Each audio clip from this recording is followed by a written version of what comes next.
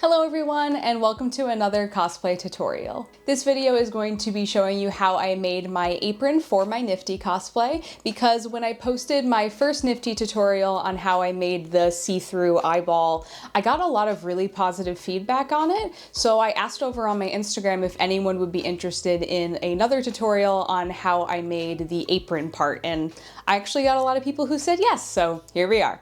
Trying to find a pre-made apron or a pattern for an apron that would really match Nifty's was actually kind of difficult, because when you look at the reference, the collar of her apron is super high. It almost is like a shirt. So I actually ended up just making my own and patterning it out. So I'm going to do my best to share my process with you guys. You can go ahead and look in the description, and you'll also see a Google Drive link where you will get some other resources and some pattern details. So when I made this, I actually made it in two parts. So just to show you what the finished product looks like before kind of getting into the tutorial, this is the top part of it. So like I said, it's a really high collar, so I actually ended up using a tank top as a base. So this is the top part, and the bottom part of the apron attaches to an elastic belt. That way it's super easy to wear and it looks very accurate to the original design.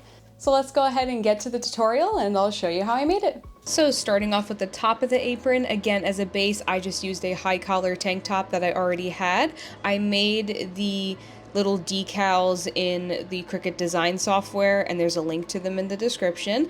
And I use Cricut brand Sports Flex iron-on vinyl for this. Of course, if you don't have a Cricut machine, you could just trace out the pattern and cut it out yourself. I followed the iron-on instructions that came with it, which was to heat it with the iron, wait for it to cool off, and then peel off the plastic. And that is pretty much done. Now for the skirt, I tried on the dress with the petticoat on underneath and kind of used that just to get the basic shape and the dimensions of the apron. I will list the measurements that I came up with in the description, but obviously you might need to adjust it depending on your body type. So I cut that out of a white cotton fabric that I had laying around. So it's important to cut two pieces, that way you have a front and a back for your skirt. So moving on to the ruffles, I am ironing out this strip that I'm going to use to make it. So the general rule is that the length of the strip should be 3 times the amount that you need, so the measurement of the trim along the edge of the apron. Again, I will put my measurements in the description box, but yours might vary. So you're going to press this. I went for ruffles that were about 2.5 inches wide. So for your sewing machine settings for this, you're going to turn your tension all the way up. You want your stitch length to be set at 4, and you want to work with just a basic straight stitch on your sewing machine. So you are going to sew this very long piece of fabric as straight as you can, and you want to do about 2 to 3 seams this way.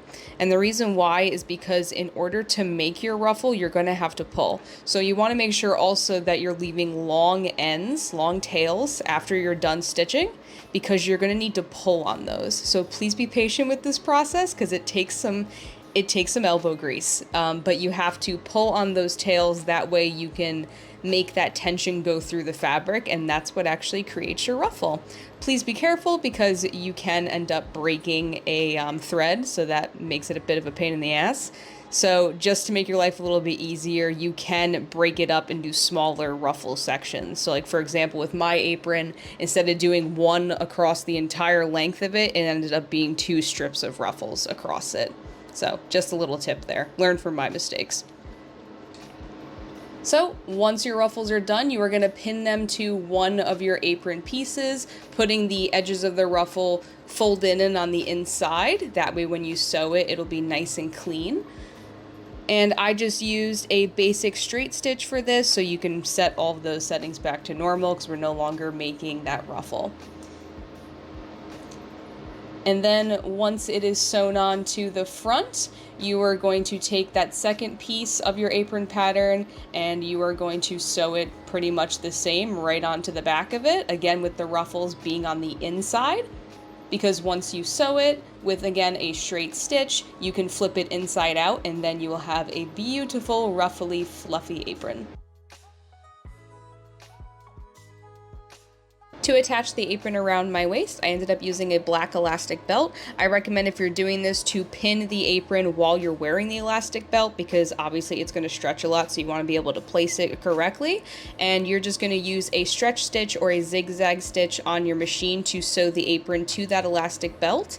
And then while you're doing that stitch, you're going to want to pull onto the belt slightly, that way you don't lose that stretch. And there is the final look on the apron. Overall, again, I'm really happy with just how cartoony it ended up looking. And that brings us to the end of the video. Like I mentioned in the beginning, if you look in the description box, I'm going to put some more information on the pattern that I made for the apron and some measurements on the ruffle. I'm also going to include a download for the decals that I made for the chest. Like my Niffty eye tutorial, it is going to be a completely free pattern that you are welcome to use. I would love it if you tagged me on social media if you do end up using it for your Niffty cosplay, because it honestly makes my day. I've had so many people tag me on social media or DM me their Niffty eyes that they made from my last tutorial, and I'm not joking, it makes my heart so happy whenever somebody does that. So I would love to see your projects. Also, if you're interested in more content like this, you can go ahead and subscribe to this channel. You can also follow me over on Instagram. That way you're able to see more up-to-date stuff on current projects that I'm working on or conventions that I'm going to, etc. Thank you guys so much for watching. Bye.